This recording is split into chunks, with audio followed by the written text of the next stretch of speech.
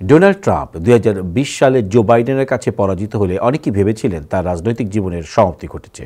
তার প্রথম মেয়াদকালে প্রশাসনের অস্থিরতা ও তীব্র নিন্দার সম্মুখীন হয়েছিল, এমনকি নিজ দল রিপাবলিকানদের পক্ষ থেকেও। তবুও তিনি ভাইস প্রেসিডেন্ট কমলা হ্যারিসকে হারিয়ে আবারও প্রেসিডেন্ট নির্বাচিত হয়েছেন। আর তার প্রত্যাবর্তনের পর যুক্তরাষ্ট্রের রাজনীতিতে শুরু হয় তোলপাড়। বিস্তারিত রিপোর্টে।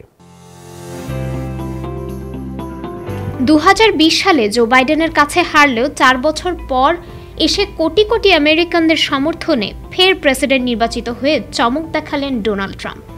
যুক্তরাষ্ট্রের রাজনীতির ইতিহাসে নিশ্চিতভাবেই এটি সবচেয়ে নাটকীয় প্রত্যাবর্তন। তার এই ফিরে আসা যুক্তরাষ্ট্রের রাজনীতিতে তো বটেই, বৈশ্বিক রাজনীতিতেও গভীর প্রভাব ফেলবে বলে মনে করছেন বিশ্লেষকরা। 2015 সালের জুন মাসে ট্রাম্প আনুষ্ঠানিকভাবে প্রেসিডেন্ট নির্বাচনে লড়ার ঘোষণা দেন। প্রচারণায় নিজের সম্পদ ও ব্যবসায়িক সাফল্য জাহির করতেন বারবার। তিনি মেক্সিকোর বিরুদ্ধে যুক্তরাষ্ট্রে মাদক, অপরাধ ও ধর্ষকদের পাঠানোর অভিযোগ তোলেন এবং দাবি করেন সীমান্তে দেয়াল নির্মাণের খরচ ওই দেশকেই দিতে হবে।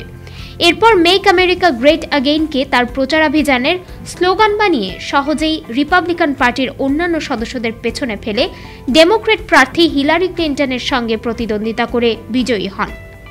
2017 সালের পর 2024-এ তিনি আবার লড়তে নামেন কমলা হ্যারিসের সঙ্গে। ট্রাম্পের এবারের নির্বাচনী প্রচারণার পর্বকে ইতিহাসের অংশ বললে কম বলা হবে। প্রচারণার সময় ট্রাম্পকে 2 দফা হত্যা করার চেষ্টা করা হয়। তার মূল প্রতিদ্বন্দ্বী জো বাইডেন নির্বাচনের কয়েক মাস আগে নাম সরিয়ে নেন। এবারের নির্বাচনে ভোটারদের অনেকেই ট্রাম্পকে ভোট দেওয়ার পেছনে অর্থনীতি ও অভিবাসনের মতো ইস্যুগুলোকে সামনে রাখছেন। বিশ্লেষকরা বলেছেন, ট্রাম্পের দ্বিতীয়বার প্রেসিডেন্ট হওয়া একটি উল্লেখযোগ্য পরিবর্তনের আভাস দেয়। বিশেষ করে অর্থনীতি ও অভিবাসন নিয়ে উদ্বিগ্ন ভোটারদের মধ্যে ট্রাম্পের শক্তিশালী আবেদন দেখা গেছে। এবারের নির্বাচনটি ভোটারদের সামনে 2টি দৃষ্টিভঙ্গি উপস্থাপন করেছিল।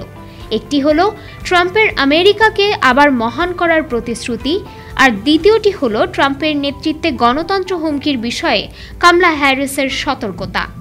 এই অবস্থায় ট্রাম্প তার দ্বিতীয় মেয়াদ শুরু করার সঙ্গে সঙ্গে যুক্তরাষ্ট্র ও বিশ্ব উভয়ই তার নীতির ফলাফলের মুখোমুখি হবে। Desk report, time television, new York.